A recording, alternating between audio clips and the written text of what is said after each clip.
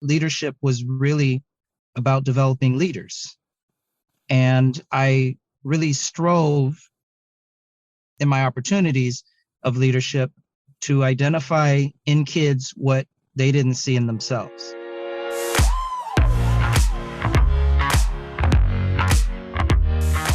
Self-leadership can be lonely.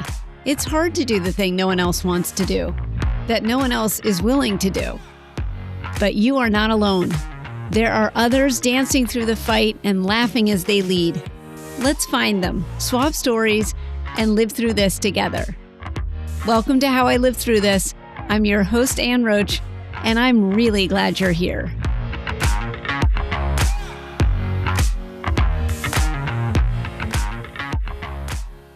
Today, I'm thrilled to be talking to my friend Orpheus Crutchfield, founder and president of Strategenius.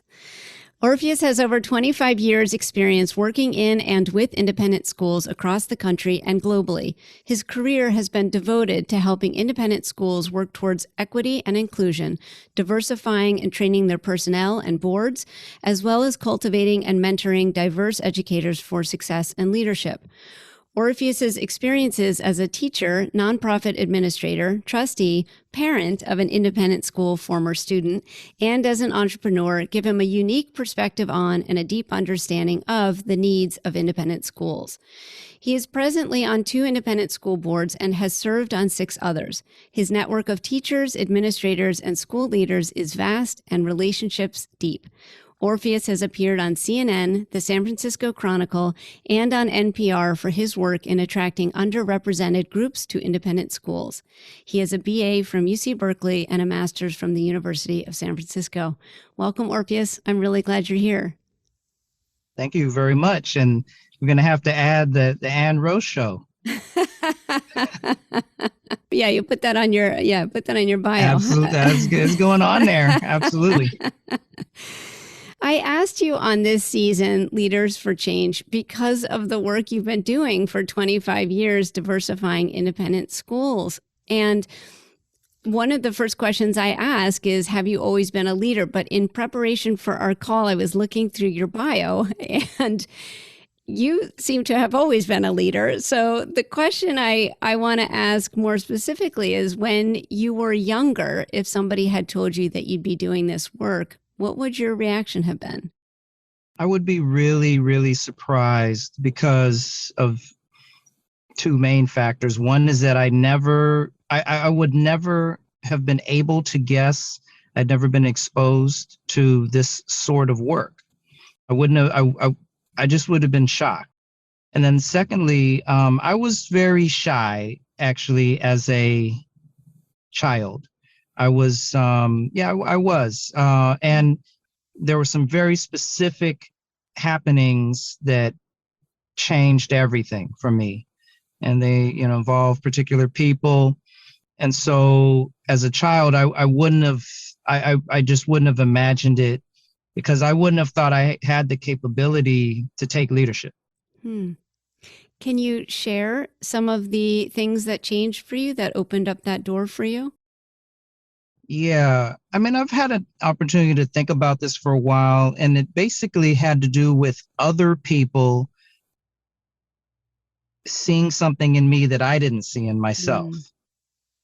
So one distinct example is at Camp Mendocino, which is a program of the Boys and Girls Clubs of San Francisco. And I've had many hats at the camp, as a camper, as a junior staff, senior staff, leadership team, and also a parent of a camper. And anyway, when I was a camper, so we're talking the 70s and 80s, well, 70s and 80s, but in the 70s, I was tapped by leadership, and they saw something in me that I didn't see in myself. Different sections of San Francisco and even the Bay Area would attend. So they didn't put, East Oakland and Hunters Point along with Novato. Mm-hmm. Okay. They sort of grouped people and grouped communities. And I came when it was many of the neighborhoods of San Francisco, but it was a different San Francisco, and it was a little bit rough, Yeah. honestly.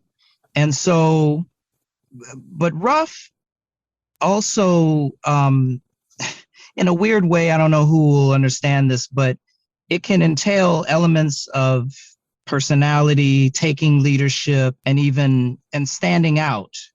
Sort of who is the top person in the group. Yeah. People vying for that title. And so, we had things like capping sessions, when you talked about, well, your mama wore combat boots, or, your grandma, you're teasing each other back and forth, and Yeah. whoever got the biggest laughs, they were popular and all that. And Yeah. I had nothing. I couldn't bring it at the time. I didn't have the jokes. I just didn't move the crowd. So I resorted to being good. The thing I could do is not get in trouble. Yeah. And that quiet leadership was something that was of interest and attractive to some of the counselors. And they felt that I was setting a good example. And in that way, I was awarded some accolades. One is called a Green C. Well, there was a C program, Green C, Red C, and Gold C. The Green C is not something that you go for. It's something that they notice within you, that you have initiative, and that you are positive. You're not getting in any fights, anything like that. And I was recognized as a quiet leader, and that I have potential. And I didn't equate leadership with any of that. I thought it was being a show off, and it was being in front of everyone all the time, and that kind of thing, So, and that gesture of recognizing me led me to getting my then Red C and then Gold C, and becoming a leader, and then actually becoming a leader at camp. And it's a whole long story on that. Yeah. But that's one example. I don't know if that's good enough. Yeah, no, that's great. Thank you for sharing that. When you got that Green C and you saw, I was 6. You were 6 years old. Yeah. Yeah. Did you when you got that, did you believe it? I take it. Yes. Because I couldn't really compete with other things. Yeah. I wasn't the best athlete. I wasn't I wasn't the best singer, or I wasn't the best leading at cheers. Yeah. But I was sort of overall positive, and overall, I made my bed in the morning without being told, just, not getting in trouble. Yeah. And so I took what I could get. Yeah. If they said I'm good enough, I'll take it. I love that, like, innate quality, something that you were doing already, then gets recognized in a place where you're told that actually works here. I excelled at those things, and then what I began to understand was that leadership was really about developing leaders. And I really strove in my opportunities of leadership to identify in kids what they didn't see in themselves. How did you make that transition, understanding that somebody was seeing something in you and that you could do the same for somebody else? I think because I thought about that. Like, what in the, and I actually asked people too, what did you see in me? And they would say these things and big words, and I'd look them up, but I didn't know what they were. I hadn't thought about that. And then, later on in leadership roles, I decided that I can do that though.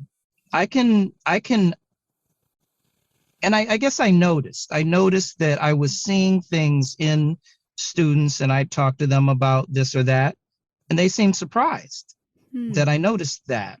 And so years and years, because, it's been decades, I've done a few things. I just have learned to take it upon myself to look at each, in general, it's been kids, but not only, and let them know that I'm noticing this about you, and it's very impressive, and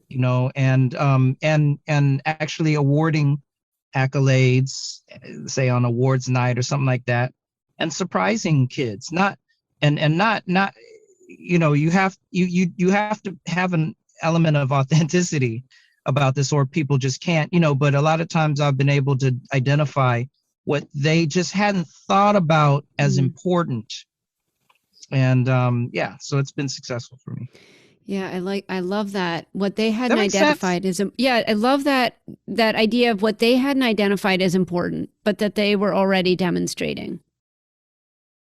And it does, it takes somebody to see that and say, no, this thing that you do easily is actually really important, and not everybody else does that.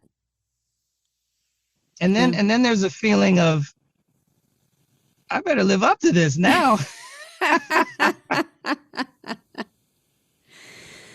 Because other people had seen it, and because they had said, we're tapping you, you can't then let them down. I don't want to let them down. Right. That's right. And in the end, that's letting myself down if I do, so. That's interesting, Orpheus. That's really interesting, because I'm curious about how you ended up going into independent schools. But what you've just tapped on before we even get there is there is so much of true self-leadership that is unrewarding, that's hard, that nobody sees, that like being good or leading, even when other people around you aren't doing that, or that's not going to get you all the followers, or that's not going to, make you the popular kid in the room. And I'm curious about that, because that's one of the things that I'm most curious about in this pursuit of self-leadership. How do you show up to the hard part of true leadership when it's hard, and how do you find that dance to do how do you do that dance? Well, I think it's incremental. I mean, honestly, that played well initially, just in terms of waking me up to, okay, that's interesting. I didn't think about that. But then I, at least for myself, but then I did start to believe it, and you try things out, and you keep repeating actions, and repetition is I think it's very important. Build self-confidence because you keep achieving, and it's predictable because you're practicing. And so I think you build confidence. See, the other thing is keeping yourself constantly challenged, so that, yes, you master certain elements of what you're doing or leadership qualities, but then you keep getting pushed. And then, if you can find models, or, and now we can Google. I mean, in the 80s, you couldn't Google anything, obviously. Well, who but you did try you to find see? models. Who were your models? Well, so at this camp, there were it was the first time I had seen an almost all community of color in the leadership. And it was just the funniest, greatest, most awesome experience of my life and other people's. And so I saw myself. I can do it because these other people who are like me came from the type of neighborhood I came from, or whatever, literally look like me. They believe in me, and they're doing it. And in a weird way, I think over time, I hadn't thought about it then, but I'm thinking now about, I think I had patience with myself. I didn't need to be as good as they were. immediately. Mm-hmm. I had time. I'm younger. I'll grow. I'll get it. But I need some practice, and I probably got kind of methodical given the fact of the type of schooling that I had, knowing that you got to practice things over and over and get better at them. What was practice? What were you practicing? Well, I mean, so in school, I was, this is a different decade. All right. So we're memorizing multiplication tables and all that. And that's a lot of repetition. Right. I mean, literally, there was a stint, I had gone to Catholic school and we literally wrote 4 times 1, 4 times 2, 4, and it's all that. Yeah. And I transferred that though into, okay, we have 6 sessions. Every session starts with the kids in the amphitheater and we tell the rules. If I tell this joke, I usually get this kind of response. So I tell the joke again. Yeah. And that may piss off some of the faculty or the staff in terms of, oh, here we go again, Orph, with it. But for the kids, it's all new. And they'd laugh. Yeah. And so that reinforced for me that practice is good, because then it rolls off your tongue. It's natural because it's second nature, etc. Yeah, that's interesting. Sounds very calculating, doesn't it? But it's not. What I'm so struck about with that, Orpheus, is combining the thing that you did innately, that worked for you, but then also realizing externally what worked for you. That memorization worked for you, and then bringing that internally and saying, how can I use this thing, with this other area and make that work? That's amazing. That memorization never worked for me, so that wouldn't have worked for me. But I love that you took the external and brought in the tools from outside and applied them to your internal method. The methodology, yes. And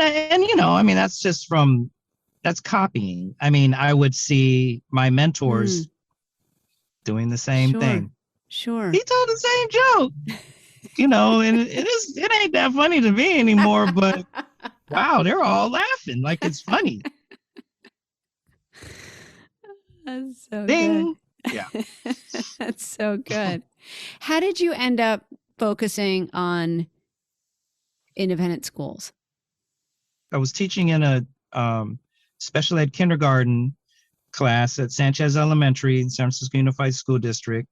It's about 89.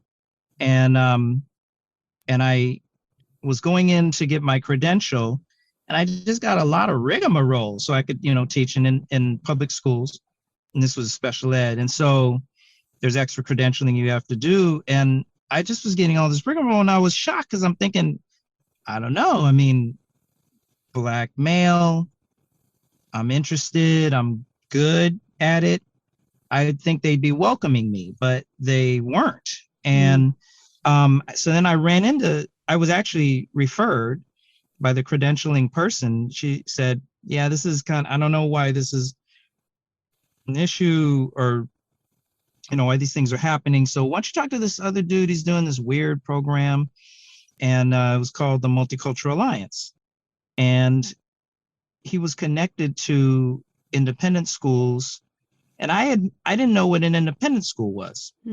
So I go over and I check it out, and I meet Brewster Ely, the head, and I name him because he really made a difference in my life. And I walk into his office, and he's like, I heard your name and I had to hire you. So I was like, what? Who are you? Or he said something. It was like, as soon as I heard your name, you're hired, and I thought, oh, this is how it works with rich people. Yeah. Okay. Yep. And he meant, he knew, he hoped I was really going to bring some diversity to the game, and he hadn't met me yet, but as soon as we met, we vibed. It was cool.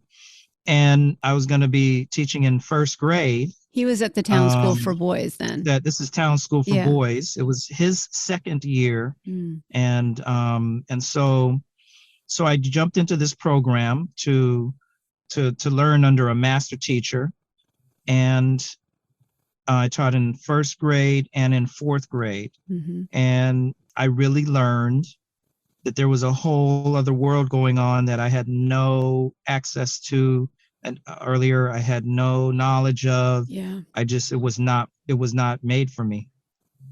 Hmm. But I have found 3 decades later that I'm very well suited for it, actually. Can you say more about what you mean when you say you're very well suited for it? Yeah, if you're an entrepreneur or a business person, you have to find the ways that you stand out. Can't just be like your competition. Yeah.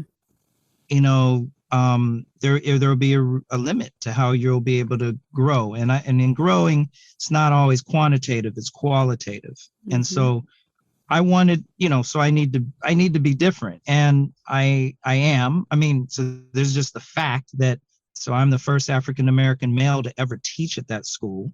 Wow. I thought, if this is like the 90s, and I'm thinking,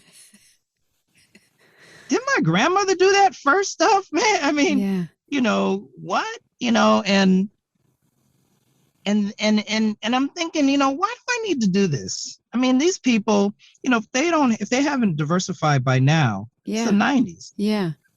They're not even trying. Yeah. They don't really want to. They're playing games, and I don't think I want to be a part of that. But then I thought, and I said, you know what? You have never, and most, like, those kids had never had a Black man in their lives. Yeah. And I'm like, hey, you did a good job. You segregated out, and you didn't have very many of us, but you're going to have Black people in your life now. Yeah. I showed up to everything. I'm like, you're going to get it in your life now. Yeah. Anything happening, there's Orph, Black, I'm here. Yeah. And yeah. And that was and as a leader, right? I'm taking lead. Yeah, I'm not just trying to blend into the back and pretend like you don't know I'm there, or maybe I can just slip. No, you're gonna know I'm here. Right. Hello. And I'm coaching 3 sports. I'm doing everything I can do because I'm gonna be everywhere. Since you never had any Black people, you will not know what hits you. Yeah. That was my attitude. Yeah. And it was, and then but I'm getting to answer your question specifically, how do I mix? And one of the things that was really important, and I know, and you're going to hear this, or people will hear this if they know about you, and and I don't know what they'll think, but this is the truth. Okay. What happened is I ended up making friends. I these people who really, I didn't know if they had anything in connection with me, and friends enough that one of the guys who worked there, he was in the PE department, and he and I decided to room together. His name was Bill. So my husband. That's right. And so, and it said to me, and this guy, Bill, he had grown up in this world. Yeah. And I hadn't. We had basketball in common, but our humor, but it just mixed, and we were young at the time, in our 20s, and it made me feel like, my jokes hit, he laughs at them and I'm laughing at his, and I can work this. I can do this, Yeah. We became close, but it helped propel me into, so because that was the social element. Yeah. Like, can I actually hang with these people? Right. Because intellectually I felt fine. Yeah. I went to UC Berkeley, and I was fine. Yeah. I Better could than hang, fine. Yeah. politically, intellectually, academically, but socially, I wasn't sure. Yeah. So he helped me with that. And then in the broader context today, to mix in with being, not unique, but then authenticity, bringing that. Still, sadly, I run into, I'm a lot of people's pretty much main Black friend. Right. Or contact. Right. Connection. Right. And I have found that a lot of times when people's personal networks aren't diverse, their professional networks won't be either. Because, everybody, well, how do I find diversity for my hiring situation? And I had to say that I think that it's easier when you have diversity in your personal life. It's much easier to find it in your professional life. Yeah.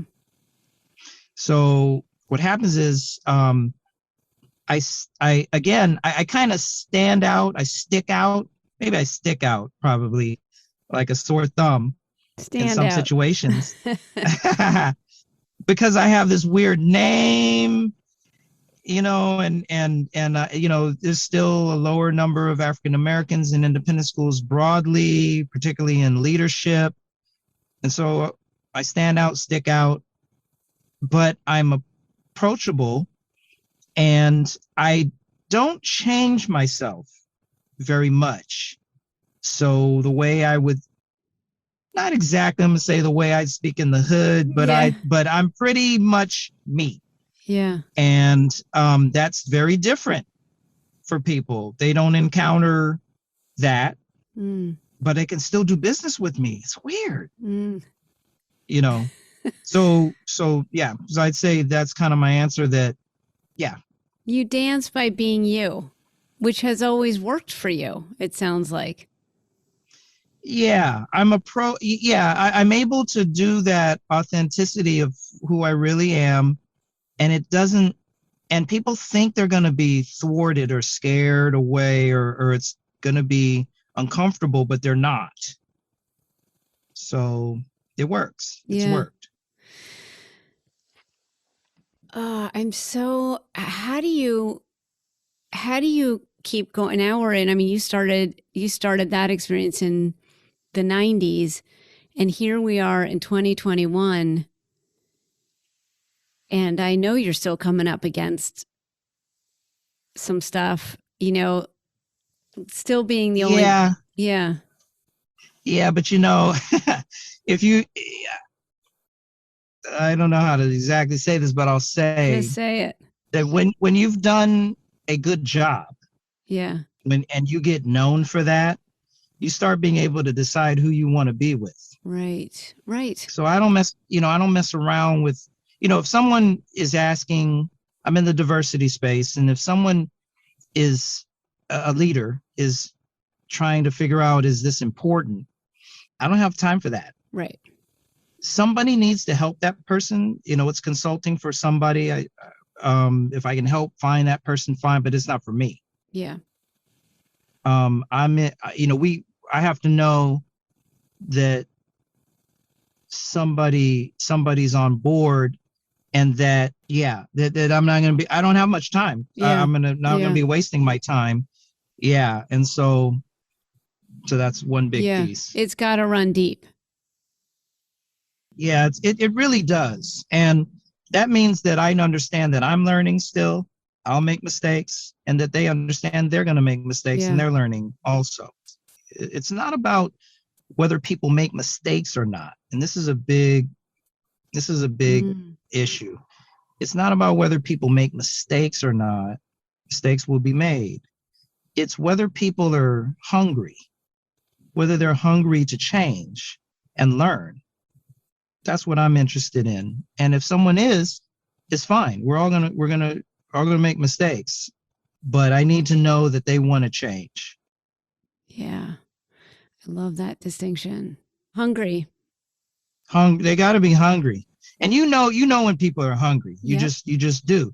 The sorts of questions they ask, what they'll reveal to you. Yeah. How they challenge you. I've had, this is very infrequent, but I will admit, I've had one or two situations where working with the head of one of these independent schools, that's a member, at the end of a recruiting period, the head said to me, basically, this isn't good enough. I need more diversity in the pool that you're bringing me. And I kind of initially, I sort of made excuses, but then I was like, you know what? I really want to produce for this person because she had the guts to tell me what I did wasn't good enough. And there's really a difference in who people are, whether you get defensive and you really just go in and won't relent, or do you say, you know what, I should have done better. Yeah. And I'm gonna do better. Yeah. And so I'm still, I'm still learning, but I can admit that there have been those times, and I did learn from them. And I learned that I admire people like that. Like I said, she had the guts to tell me, because, as a diversity consultant, she could have just said, well, I guess it's the best that can be done. Right. But she didn't settle for that. Right. And then, so she was hungry. Yeah. You know what I'm saying? Yeah. She was not playing. Yeah. And then that made me want to work harder. Yeah. Yeah. That is the thread I hear from going back to the beginning of our conversation. You were hungry. Mm-hmm. Somebody saw something in you and said that's important. And you were hungry for more of it. Yeah, I was. They tapped into. It could have been. The elements of personality or production, just what I was showing in terms of my character, would have been pretty standard in one sense, but they figured out that identifying that for me then did strike some level of a hunger in me. Yeah. Is just what I needed. Yeah. Because otherwise I knew I was just average. And it's not that average isn't, but I had more potential than that. Yeah. Clearly. And other people will also. What have you discovered in your leadership roles that you didn't expect? That people would follow. I think there is something to fellowship. Sure, there's leadership, but there's fellowship. Yeah. And say more. Well, that's not really talked about a lot, but fellowship is as important as leadership to me. But you have to construct an environment where people feel that they want to follow follow your leadership, and I think there's even as a leader, I think there is something to fellowship where you can allow your people to lead. You're in charge, but you're empowering people. You're allowing them to take the leadership and you can follow. You're following behind them in a way that you're mentoring from behind. Yeah.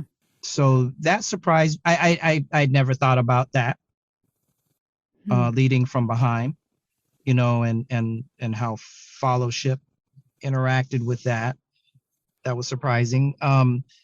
And just that, well, and it's funny, and maybe this happens as you just go along, but I just was surprised that I actually do have some ideas, that some are novel and some were just that I could say to myself, I have enough years, even decades, that I know what I'm talking about. Yeah.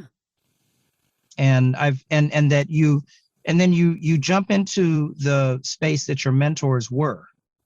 So a big mentor of mine, I I used to think I'll never have as much knowledge as this person. There's no way. And in the very narrow, specific thing that I do, I have as much or more knowledge now. And that surprises me because I was so in awe and very appreciative now, though, that I got some leadership from this person. But that absolutely, it surprises me constantly. But questions come my way, and I mean, some of them are very complex, but it comes to me, and I wouldn't think that I would be able to do that, which is what I had seen. Yeah. I don't know if all that makes sense, but well, what I heard in that was the quiet leader, and then leading behind, but then also moving in front as well, and really owning that and saying, I can do that too. I do that well too. I think you're right, because again, I was shy, and I see myself as an introvert. A lot of people don't, but I'm a performative extrovert, so, but I'm an introvert actually. And so again, like I'm not really sure if I can lead those cheers, right? But now I'm leading these discussions. Yeah. And so the leading from behind thing is from being, I think, rather introverted. That's that. Ooh, good thing I can lead from, because I'm not trying to be out in front. Right. That's so great, Orpheus. That's like such a thread from, the story you told at the beginning of at Camp Mendocino, and the mama jokes and the performance and all that. And that was not you. You were the quiet leader. And then being able to decide, in this space, I want to lead from behind. And in this space, I'm now, just because I've been doing it for so long, able to lead in the front as well, but in your own way. In my own way. Yeah. Yeah, that's great. Thank you so much. I really appreciate you taking time out of your travels and your busy schedule to talk to me, Orpheus. It's always a pleasure. Cool. Oh, Anne's great. And this is cool. And good luck to you in this endeavor. And I mean, it sounds great. And I'm honored also to have been asked. So thank you. Thank you. Thank you.